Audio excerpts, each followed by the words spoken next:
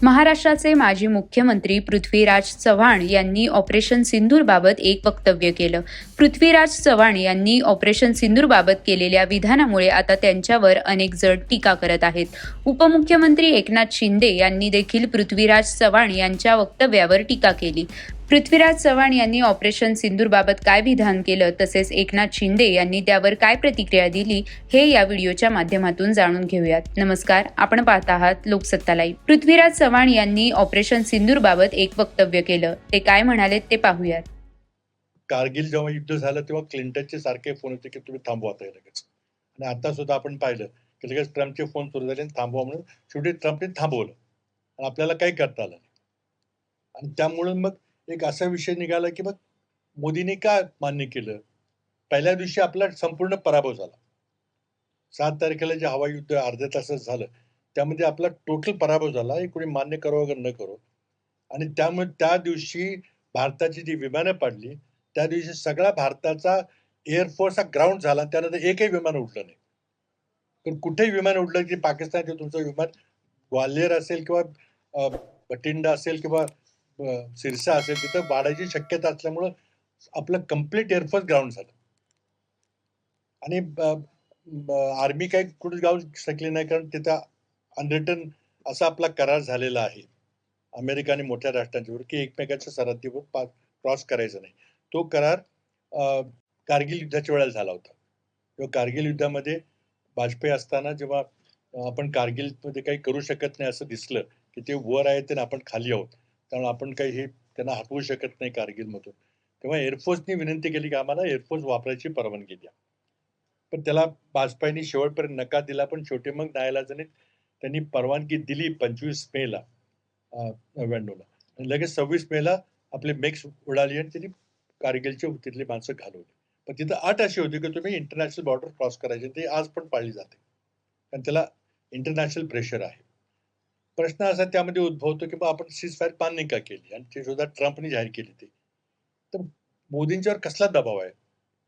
मोदी का म्हटले नाही की नाही आम्ही एक दिवसभर आणखी त्याचं मी नुकसान करणार आणि मग थांबवू आम्ही, असं का करू शकले नाही. तर काय दबाव आहे, तर तो कुठंतरी आपल्याचं उत्तर आपण शोधलं पाहिजे.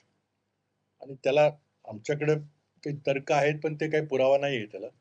पण आमचे त्यामध्ये आमचं खात्रीलायक तर्क आमच्यात की मोदींच्यावर फार मोठा दबाव येतोय अमेरिकेचा आणि मोठी हातबल आहेत या बाबतीमध्ये.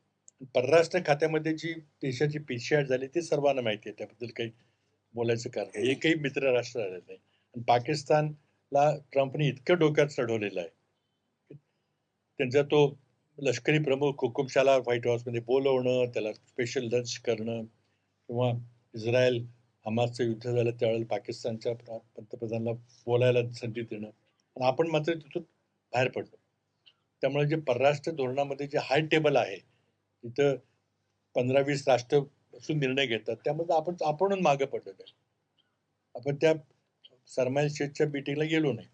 तर बऱ्याचशा गोष्टी आहेत. आणि आमचं म्हणणं आहे की परराष्ट्र धोरणामध्ये भारताचं इतकं मोठं अपयश आम्ही ते पाहिलं नव्हतं. पृथ्वीराज चव्हाण यांच्या या विधानावर आता उपमुख्यमंत्री एकनाथ शिंदे यांनी प्रतिक्रिया दिली आहे. खरं म्हणजे आपल्या लष्कराने पेहलगामच्या आपल्या लाडक्या बहिणींचं सिंदूर पुसण्याचं पाप केलं पेहलगाममध्ये पाकिस्तानी आतंकवाद्यांनी, आणि याचा संपूर्ण जगभराने निषेध केला. आणि त्या पेहलगामच्या हल्ल्याच्या विरोधामध्ये आपल्या लष्करी जवानांनी आतंकवाद्यांचे अड्डे उद्ध्वस्त केले.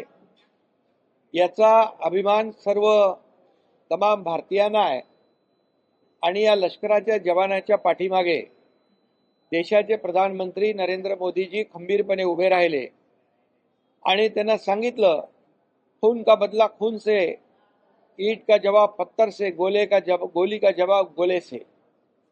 आणि आपल्या लोकांनी देखील लष्कराने कुठल्याही सिव्हिलियनवर अटॅक होऊ दिला नाही. प्रिसाईज अटॅक झाला आणि ते आतंकवादी अड्डे उद्ध्वस्त केले. अशा प्रसंगामध्ये पाकिस्तानला ऑपरेशन सिंदूरच्या माध्यमातून एक जबरदस्त त्याला उत्तर या ठिकाणी लष्करी जवानांनी दिलेला आहे आणि लष्करी जवानांनी उत्तर दिल्यानंतर अशा प्रकारचं वक्तव्य काँग्रेसकडून होतंय ही खरं म्हणजे हे चिंताजनक बाब आहे, ही दुर्दैवी बाब आहे, ही देशविघातक बाब आहे. हे देशप्रेम नाही, हे पाकिस्तान प्रेम त्यांचं उतू चाललेलं आहे. आणि म्हणून पाकिस्तानमध्ये देखील या सर्व नेत्यांनी काँग्रेसच्या बोललेल्या हेडलाईन झाल्या, देखो हिंदुस्तान में ये अटैक के बारे में क्या बोल रहे हैं. आणि म्हणून पाकिस्तानी बोलणाऱ्यांना हिंदुस्थानची जनता माफ करणार नाही, बिलकुल त्यांना सोडणार नाही, त्यांची जागा त्यांना दाखवणार. आणि म्हणून काँग्रेसचे जे कोणी नेते आहेत ते देखील यापूर्वी देखील राहुल गांधी यांनी देखील या पहलगामच्या हल्ल्याच्या विरोधामध्ये ते आपल्या लष्कराच्या जवानांनी केलेला अटॅक त्याचा हिशोब विचारता, किती ड्रोन पडले, किती विमानं गेली, किती तास युद्ध थांबलं. अरे त्यांच्या पाठीशी उभं राहायला पाहिजे होतं. काँग्रेसच्या जमान्यामध्ये कधी असं झालं नाही. पी चिदंबरम यांनी सांगितलं की त्यावेळेस त्यांच्यावर दबाव होता. कोणाचा दबाव होता? हे देशभक्ती नाही, देशद्रोह आहे की आपल्या इथे मुंबईमध्ये साखळी बॉम्ब होत आहेत, 26/11चा हल्ला होतोय, त्यावेळेस अशा प्रकारचं सडेतोड उत्तर त्या तत्कालीन काँग्रेसच्या सरकारने दिल्लीच्या घ्यायला पाहिजे होतं. पण दुर्दैवाने त्यांनी त्यावेळेस ते धोरण घेतलं नाही. त्यावेळेस देखील मतांचं राजकारण केलं आणि म्हणून मी त्यांचा निषेध करतो, जाहीर निषेध करतो. आणि लष्कराला खऱ्या अर्थाने सल्यूट केला पाहिजे की पहलगामच्या लाडक्या बहिणींचा जो कुंकू पुसण्याचं पाप केलं त्यांना जशाच तसं उत्तर त्यांनी दिलं लष्कराने. आणि प्रधानमंत्री महोदय नरेंद्र मोदीजी यांचंही अभिनंदन करतो. त्यांनी म्हटलं की या ठिकाणी खून और पाणी एक साथ नहीं बहेगा. याला म्हणतात देशभक्ती, याला म्हणतात राष्ट्रभक्ती. आणि काँग्रेसने अशा प्रकारचं वक्तव्य केलं तर त्यांची कबर या देशातली जनता खोदल्याशिवाय राहणार नाही. कांग्रेस के बड़े नेता पृथ्वीराज चौहान का ये करना, कांग्रेस का कहना कि पहले दिन ऑपरेशन सिंदूर के पहले दिन भारत की हार हुई. ये भारत की हार बोलने वाले ये पाकिस्तान की जीत चाहते हैं क्या? पाकिस्तान की बोली बोलते हैं, भारत के खिलाफ बात करते हैं. ये काय के भारतीय है, ये काय की देशभक्ति है, ये काय की राष्ट्रभक्ति है? ये तो देशद्रोह है, ये देश से गद्दारी है, देश से बेईमानी है. और इसलिए ऐसे वक्तव्य करने वालों का मैं जाहिर निषेध करता हूं. इसके साथ ही कांग्रेस के राहुल गांधी अनेकों बार जब ऑपरेशन सिंदूर हुआ उसका हिसाब पूछते हैं, कितने ड्रोन गए, कितने विमान गए, कितना नुकसान हुआ. अरे पाकिस्तान के खिलाफ जो देश के लश्करों ने जो कार्रवाई की है, आतंकी अड्डों को उद्ध्वस्त किया है, कोई भी सिविलियन को तकलीफ नहीं हुआ है, प्रिसाइज अटैक किया है और पाकिस्तान को मुंह तोड़ जवाब दिया है, इसका गर्व पूरे देशवासियों को है. और इनको पाकिस्तान का गर्व है. देश 1 घंटा देश की हार हो गई, ऐसे बोलने वालों को जनता उनको सबक सिखाएगी.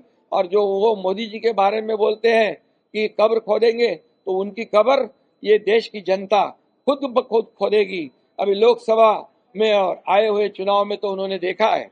आगे भी मैं इस बार चुनाव की राजनीति नहीं करता हूं, लेकिन देश के बारे में जो लश्कर और देश के जवानों के बारे में, प्रधानमंत्री जी के बारे में कोई गलत बात करेगा, उसको मुंह तोड़ जवाब इस देश की 140 करोड़ जनता दिए बिना नहीं रहेगी. और ये पूरी तरह पाकिस्तान का गुण गाना और भारत को हारता हुआ बताना ये देशद्रोह है, देश से गद्दारी है, देश से बेईमानी है.